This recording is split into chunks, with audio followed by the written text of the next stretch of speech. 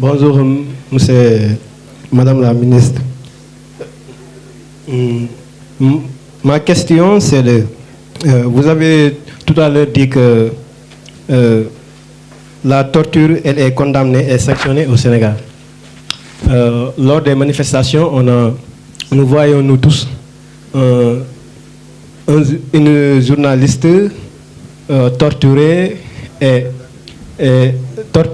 lors des manifestations. Quelle est votre position que vous... Gaston Massali, Libération.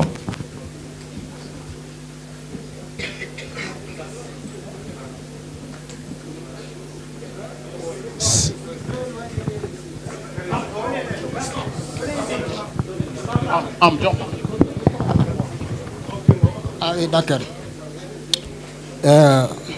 Bonsoir, Madame la ministre. Oui, le Gaston Massali, que je connais très bien, mais que je ne retrouve plus. Oui. Madame la ministre, oui. Oui, je suis là. Oui, approchez, c'est mieux. Ah, ok. Voilà. Excusez-moi. Oui.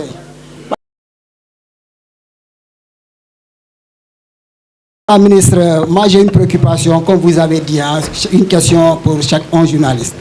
Alors, le cas Ngagne Dembo Touré, il a été convoqué à un moment donné par la justice. Il n'a pas déféré à la convocation. Après, il a opté pour le chemin de l'exil. Il est revenu il y a 2-3 jours déjà en fanfare. Il a été accueilli par les militants de l'ex-PASTEF. Aujourd'hui, est-ce qu'on peut s'attendre à ce qu'il soit interpellé de nouveau, malgré qu'il y a au moins une politique de pacification de l'espace public. Sur la même question, hein, il avait d'abord été affecté à Matam. Massali, je vous connais très bien. Oui, vous allez me dire sur la même lancée, ça va être une deuxième question. Oui, non, c'est sur la même lancée. On se connaît, non? Oui, d'accord. Oui. Mais je voudrais savoir, il avait d'abord été affecté à Matam. Il a abandonné son poste. Il a quitté le Sénégal. Est-ce qu'aujourd'hui, de retour, l'État du Sénégal va l'obliger à regagner son poste? Merci.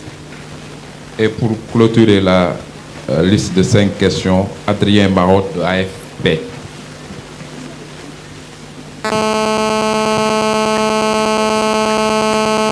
AFP. Bonsoir Madame la ministre. Bonsoir. Je voulais savoir combien il y a eu de libérations provisoires depuis les instructions du président de la République et est-ce que M. Sonko et Bassirou Diomaye Faye vont être libérés prochainement.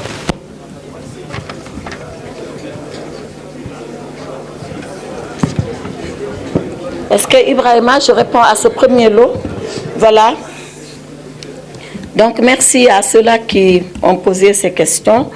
Je voudrais d'abord commencer par Mme Maguette Sey de Walf Quotidien, qui dit que j'avais invoqué un blocage pour justifier de la décision de M. le Président de la République de retirer le décret qui convoquait le corps électoral. D'abord, je la remercie. Je vois qu'elle m'a bien suivi et j'expliquais cela à l'époque sur les antennes de la RTS. Je l'avais effectivement dit parce que nous étions dans ces conditions de blocage où entre le Conseil constitutionnel et l'Assemblée nationale, il y avait un jeu de c'est moi, ce n'est pas moi, c'est plutôt vous, ce n'est pas vous. Et le président de la République, en sa qualité de garant du bon fonctionnement et du bon fonctionnement régulier des pouvoirs publics. C'est une responsabilité constitutionnelle du président de la République. Or, à l'époque, rappelez-vous, il l'avait dit lui-même, il ne pouvait donner injonction ni à l'Assemblée nationale, qui est un pouvoir souverain, ni au Conseil constitutionnel, qui est aussi un autre pouvoir souverain, et il a décidé de laisser le libre jeu des constitutions, des institutions. L'Assemblée nationale a délibéré souverainement, a estimé qu'elle devait acter par sa délibération le report. Le Conseil constitutionnel a délibéré souverainement lorsqu'il a été saisi du recours. Et quand il a rendu sa décision, qu'a fait M. le Président de la République? Je pense que ce qu'il avait dit alors pour abroger le décret convoquant le corps électoral doit se lire et se confirmer par rapport à ce qu'il a fait après. Parce qu'après, Quand le Conseil constitutionnel a dit que lui, déclarer la loi votée par l'Assemblée nationale contraire à la Constitution et qu'en conséquence, déclarer nul le décret abrogeant la convocation du corps électoral, Monsieur le Président de la République a pris acte. C'est en cela qu'il est respectueux et c'est la meilleure preuve, la meilleure confirmation qu'il respecte les institutions et toutes les institutions. Aussi bien l'Assemblée nationale, dans sa capacité de proposer des lois, de délibérer et de les prendre, que le Conseil constitutionnel, dans sa capacité de censurer, s'il estime censurer, et lui, président de la République, il prend acte et il exécute. Et c'est ce qui s'est passé. Je pense que tous les Sénégalais, au-delà de ce qu'a fait Monsieur le Président de la République, doivent être fiers de savoir que dans leur pays, il y a une assemblée souveraine qui délibère, il y a un président de la République qui gouverne et il y a un conseil constitutionnel qui arbitre et qui sanctionne. Sur la question de M. Diawara, mais bien évidemment que ça va de soi, parce que dans quoi nous sommes aujourd'hui? Nous sommes dans la mise en œuvre de la décision du Conseil constitutionnel. Donc, aussi bien l'Assemblée nationale que l'exécutif se plie à cela et c'est ce qui se passe. Quant à la question qui a été posée par le Républicain, c'est Mme Diawara, je crois, qui a dit que Mme Rose Wardini a retiré sa candidature. Qu'en est-il de M. Karim Meïssa Wade? Mais moi, je ne peux pas répondre à la place de M. Karim Meïssa Wade.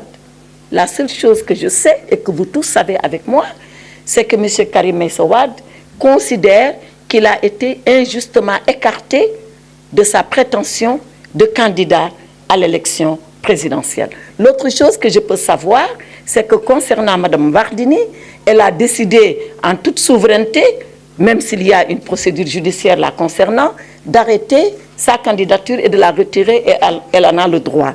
C'est la seule chose que je peux dire s'agissant de volonté personnelle qui s'exprime personnellement.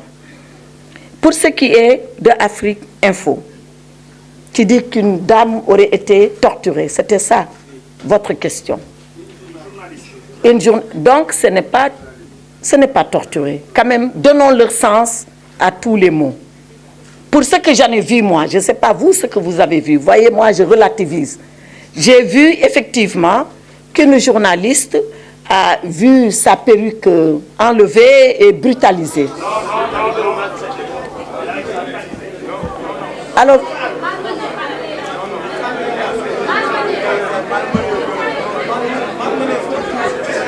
oui, attends. Merci d'écouter. S'il vous plaît, s'il vous plaît. Je pense que, s'il vous plaît, je pense que j'ai eu la courtoisie, et écoutez bien quand je parle, parce que vous, quand vous me posez les questions, moi j'écoute. Écoutez bien. S'il vous plaît, j'ai eu la courtoisie de vous dire pour ce que j'en ai vu. Est-ce que j'ai tout vu? Est-ce que je n'ai pas tout vu? Je ne sais pas. Moi, je parle de ce que j'ai vu. Vous ne pouvez pas vous m'imposer ce que vous savez, ce que vous avez vu. Sauf si vous me le donnez là maintenant. Moi, ce que j'ai vu, parce que c'est des images qui ont circulé, j'ai vu qu'il y avait une jeune femme, journaliste, je suis d'accord avec vous, qui a été violentée parce qu'on a tiré sa perruque et on l'a poussée dans un car de police. C'est ce que j'ai vu. Je ne dis pas que c'est ça qui est vrai. Entendons-nous bien. Mais ne serait-ce que ça, pour moi, je pense que l'agent de police n'aurait pas dû le faire, ou l'agent de gendarmerie. Je suis d'accord avec vous. Mais c'est des situations, quand elles arrivent, on doit savoir le pourquoi et donner la mesure de correction. Et je suis convaincue, aujourd'hui, je suis convaincue que la hiérarchie de la gendarmerie ou de la police est en train de regarder ce cas. En tout cas, dans le gouvernement du Sénégal, il faut le savoir, nous n'acceptons pas que les gens soient brutalisés. Encore moins des journalistes, on peut s'entendre là-dessus. Vous venez avec vos badges, vous venez avec vos gilets de journalistes et on vous laisse faire votre travail. Maintenant, il arrive de temps en temps qu'il y ait des incidents. Ce n'est pas la première fois. Ayons la hauteur, et vous et nous, de régler l'incident d'abord, ensuite de le dépasser. Donc, faites confiance au gouvernement, cet incident sera réglé et il sera dépassé et la liberté de manifester va continuer et l'engagement des journalistes à couvrir nos manifestations va continuer. Je vous remercie. Maintenant, et comme je l'ai dit, la torture